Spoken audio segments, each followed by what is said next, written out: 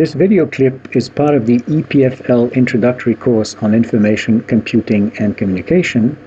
It is the last one of a set of video clips on the security of information, computing, and communication.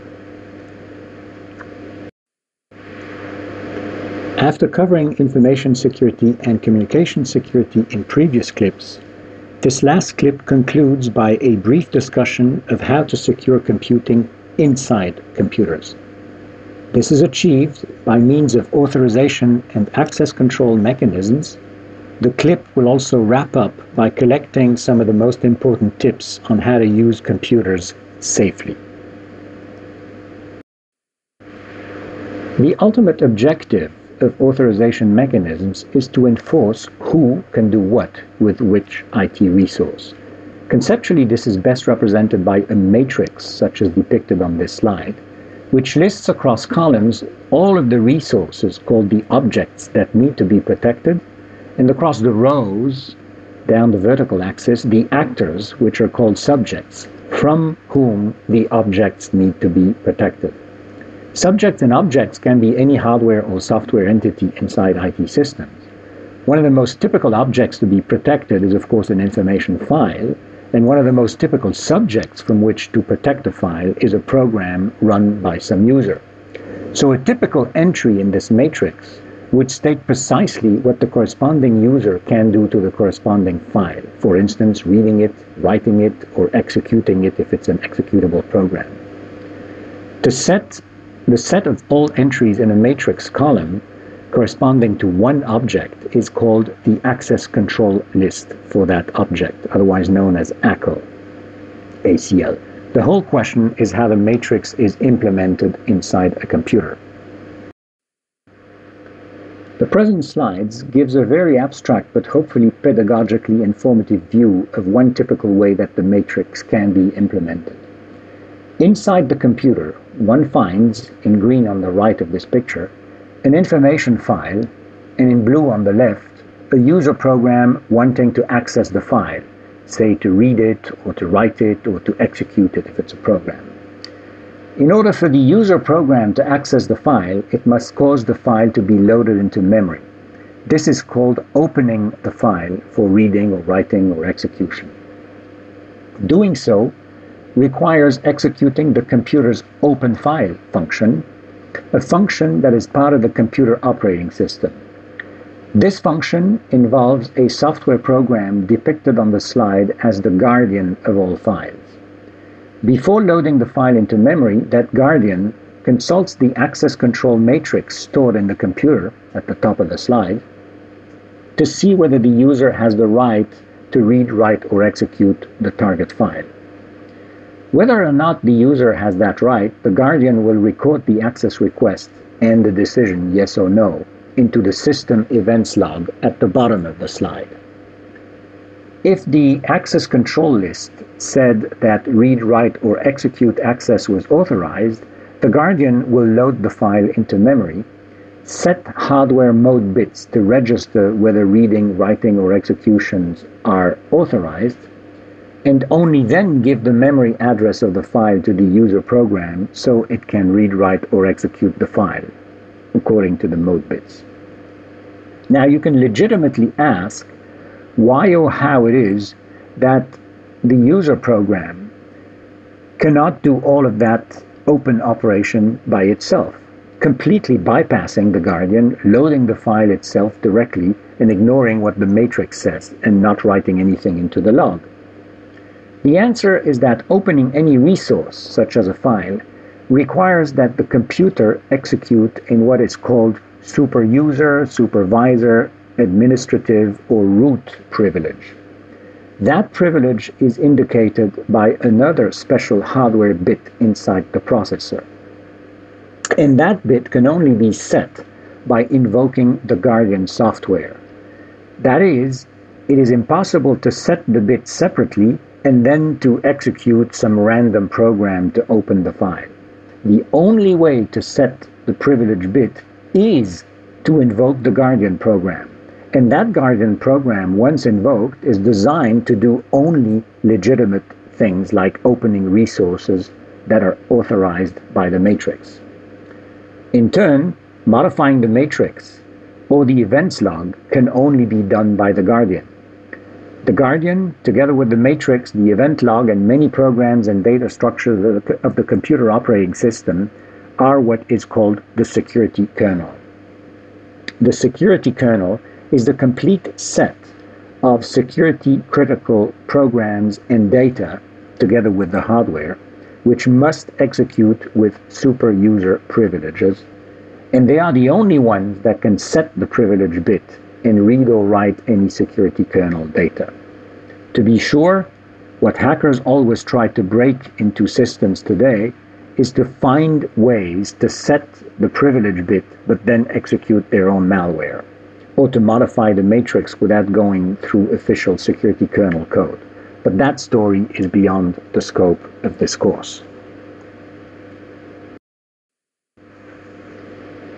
We now conclude the last chapter of this lesson by a quick review of some golden rules to avoid security problems in today's cyber world.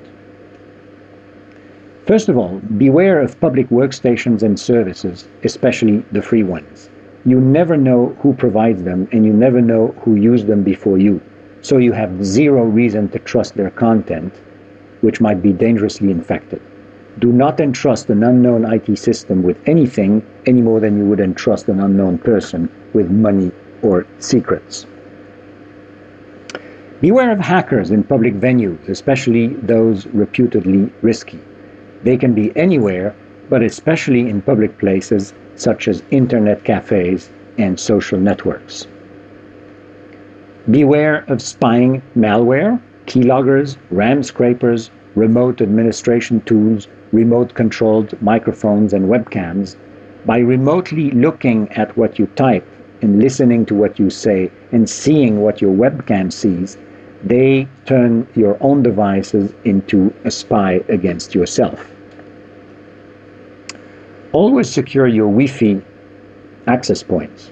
Change its name, which is called the SSID, change all of its default passwords, and turn on what is called WPA2 cryptography. Be sure to always activate an antivirus and an internal firewall on all of your devices. Be sure to always patch all of your software and applications to the latest and safest release level. Critical web servers may sometimes have good reasons not to do so to avoid service disruptions or crashes, but as individual users, you have zero excuse to ever miss a patch on your own devices. Whenever and wherever you need passwords, be sure to pick good ones and never reveal them to anyone else. Never do daily work and execute normal apps with super user, admin, or root privileges, because if you get infected, then the infectious hacker malware automatically runs with those exact same privileges and can do all kinds of damage, ruining your entire system and any other system that trusts yours. Log off after any work session or timeout. You never leave the door open when you leave home. The same holds on internet when you leave a server. Close the door. Log off to make sure no hacker can hijack your work session and do undesirable things under your own identity.